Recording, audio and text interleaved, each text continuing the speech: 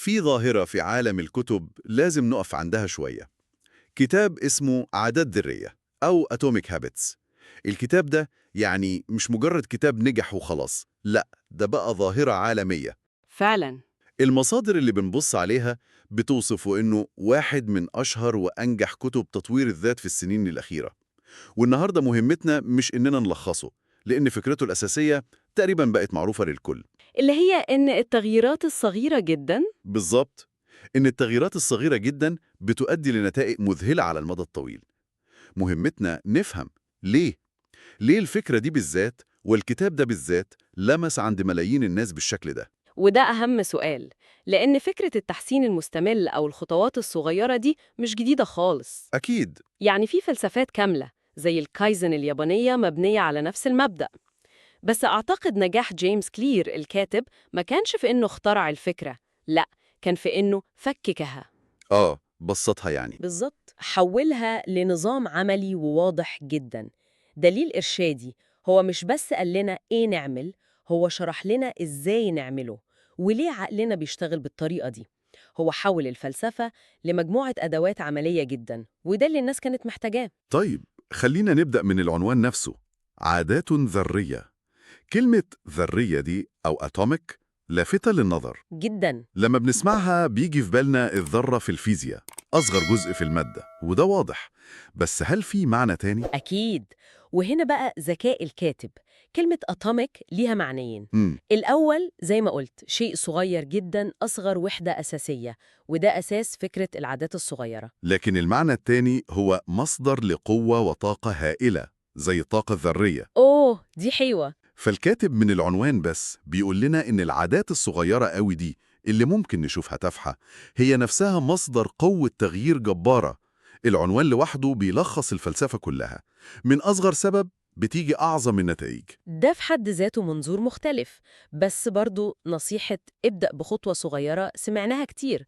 فين بقى النقلة اللي عملها الكتاب ده؟ النقلة الكبيرة كانت في تغيير زاوية الرؤية كلها.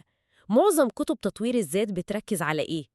الأهداف. صح. عايز أخس، عايز أقرأ أكتر. بالظبط، عايز أخسر 10 كيلو، عايز أقرأ 50 كتاب. دي أهداف. جيمس كلير بيقول إن الطريقة دي غلط. المشكلة مش في أهدافنا، المشكلة في الأنظمة بتاعتنا. الأهم من الهدف هو تغيير هويتنا. هويتنا؟ أيوة، هو طرح فكرة العادات المبنية على الهوية. بدل ما تقول أنا عايز أقرأ كتاب، هدفك لازم يكون أنا عايز أبقى قارئ. لحظة، دي نقطة عميقة. إيه الفرق الفعلي بين عايز أقرأ وعايز أبقى قارئ؟ تبان كأنها مجرد لعب بالكلام. لا، الفرق جوهري. لما هدفك قراءة كتاب، أول ما بتخلصه المهمة انتهت خلاص، وممكن ترجع لعاداتك القديمة. منطقي. لكن لما هدفك هو إنك تصبح قارئ، فأنت بتدور على سلوكيات صغيرة ومستمرة تثبت بيها لنفسك الهوية الجديدة دي. كل مرة بتقرأ فيها صفحة واحدة، أنت مش بس بتتقدم نحو هدف، أنت بتصوت لصالح هويتك الجديدة كقارئ. بتصوت. بالظبط. كل مرة بتروح فيها الجيم 5 دقايق، أنت بتصوت لهوية الشخص الرياضي. مع الوقت الأصوات الصغيرة دي بتتراكم وبتغير نظرتك لنفسك. التغيير الحقيقي حسب كلامه بيجي من جوه لبره، من الهوية للسلوك، مش العكس. فهمت. يعني عملية بناء هوية جديدة بأفعال صغيرة جدا.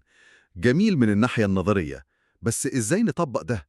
يعني إزاي نبني الأنظمة دي؟ مستحيل الموضوع يكون معتمد على قوة الإرادة والحماس وبس. أبداً. وهنا بتيجي عبقرية الكتاب كدليل عملي. هو بيقول إن أي عادة في حياتنا، حلوة أو وحشة، بتمر ب4 مراحل: الإشارة، الرغبة، الاستجابة، والمكافأة. إشارة، رغبة، استجابة، مكافأة. وعشان نبني عادة جديدة لازم نهندس الأربع مراحل دول. ومن هنا طلع بيه القوانين الأربعة لتغيير السلوك. تمام. الأول، اجعلها واضحة. الثاني، اجعلها جذابة. الثالث، اجعلها سهلة. الرابع، اجعلها مشبعة. أوكي، خلينا نفككهم واحدة واحدة. القانون الأول، اجعلها واضحة. إيه المقصود؟ المقصود إن معظم عاداتنا السيئة بتحصل لأن الإشارات اللي بتحفظها واضحة جدا حوالينا. الموبايل على المكتب إشارة واضحة. إشاراتها تكون واضحة ومحددة. هو بيقترح تقنية اسمها تكديس العادات. تكديس العادات، بدل ما تقول هتأمل كل يوم ده هدف غامض. الأفضل إنك تربط العادة الجديدة بعادة قديمة عندك، فتقول بعد ما أخلص فنجان قهوة الصبح هتأمل لمدة دقيقة واحدة. حلوة دي. هنا فنجان القهوة هو الإشارة الواضحة اللي بتفكرك بالعادة الجديدة. ممتاز، يعني بتربط سلوك جديد بسلوك قديم بيحصل تلقائي. طيب القانون التاني، اجعلها جذابة.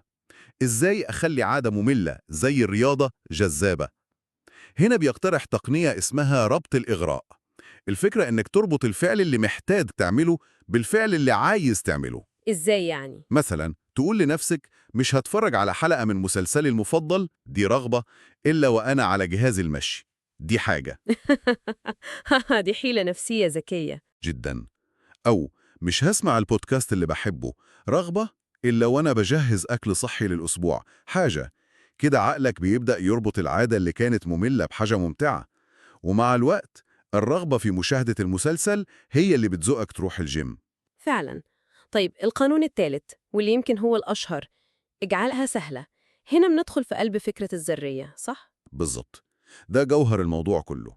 أصعب حتة في أي عادة جديدة هي البداية. قانون اجعلها سهلة بيركز على تقليل المقاومة النفسية على قد ما تقدر. وأشهر تقنية هنا هي قاعدة الدقيقتين. قاعدة الدقيقتين. الفكرة إنك تصغر أي عادة جديدة بحيث تخلص في أقل من دقيقتين. قراءة 50 كتاب في السنة تتحول لإقرأ صفحة واحدة. صفحة واحدة بس؟ ممارسة اليوجا لمدة ساعة تبقى افرد سجادة اليوجا. الجري 5 كيلو تبقى البس لبس وحذاء الجري. بس لحظة، هنا عندي سؤال.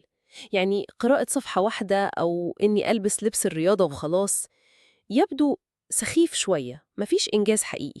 سؤال في مكانه تماماً. إزاي الشخص يتغلب على إحساس اللي بعمله ده ملوش قيمة ويكمل؟ الحضور. لما تكرر سلوك حتى لو بسيط جدا، انت بتقوي المسار العصبي بتاعه في مخك، بتسهل على نفسك تعمله المرة الجاية. الأهم من النتيجة هو الفعل نفسه. انت مش هدفك تقرأ صفحة، انت هدفك تثبت هوية القارئ اللي بيقرأ كل يوم. فهمت. الفعل الصغير ده هو بوابتك للعادة. أول ما بتبدأ الأسهل إنك تكمل. أصعب حاجة هي البداية من الصفر. فقارة الدقيقتين هي عن إتقان فن الحضور الأول، والنتائج هتيجي بعدين. أوكي، الصورة وضحت، هي عن بناء الزخم. طيب القانون الرابع والأخير، اجعلها مشبعة. ده قانون حاسم. عقولنا متبرمجة تحب المكافآت الفورية. مشكلة معظم العادات الكويسة زي الرياضة إن مكافآتها طويلة الأجل. صح، مش هشوف نتيجة من يوم واحد في الجيم. تماماً، والعكس، العادات السيئة مكافآتها فورية ولذيذة. عشان نحافظ على عادة كويسة لازم نلاقي طريقة ندي لنفسنا مكافآت فورية. مثلاً بعد ما تخلص تمرين تعمل علامة صح على تقويم على الحيطة. الفعل البسيط ده بيدي لمخك جرعة دوبامين وإحساس بالإنجاز. فكرة بسيطة بس فعالة. أو تحول مبلغ صغير من الفلوس لحساب توفير رحلة الأحلام، كل مرة تتجنب فيها تطلب أكل من بره. المكافأة لازم تكون فورية عشان مخك يربط السلوك بالإحساس الحلو ويكرره. إذن كده المنظومة اكتملت. تخلي العادة واضحة عشان تبدأها، وجذابة عشان ترغب فيها، وسهلة عشان تعملها، ومشبعة عشان تكررها. نظام متكامل فعلا. بس ده كله عشان نبني عادات كويسة. طب التخلص من العادات السيئة ده يمكن التحدي الأكبر. ببساطة بنقلب القوانين الأربعة. بنعكسها يعني؟ بالظبط، بدل اجعلها واضحة القانون يبقى اجعلها خفية. عايز تبطل أكل حلويات؟ ما تشتريهاش أصلاً. شيلها من قدامك. تماماً. عايز تقلل استخدام الموبايل؟ سيبه في أوضة تانية. بدل اجعلها جذابة تبقى اجعلها منفرة. فكر في كل سلبيات العادة دي. وبدل اجعلها سهلة تبقى اجعلها صعبة. زود خطوات الاحتكاك. إزاي؟ يعني مثلا شيل البطاريات من ريموت التلفزيون وحطه في درج بعيد. وبدل اجعلها مشبعة تبقى اجعلها مؤلمة أو غير مرضية. زي إنك تتفق مع صديق تدفع له فلوس كل ما ترجع للعادة السيئة؟ بالظبط. الفكرة هي هندسة بيئتك وسلوكك بس في الاتجاه المعاكس.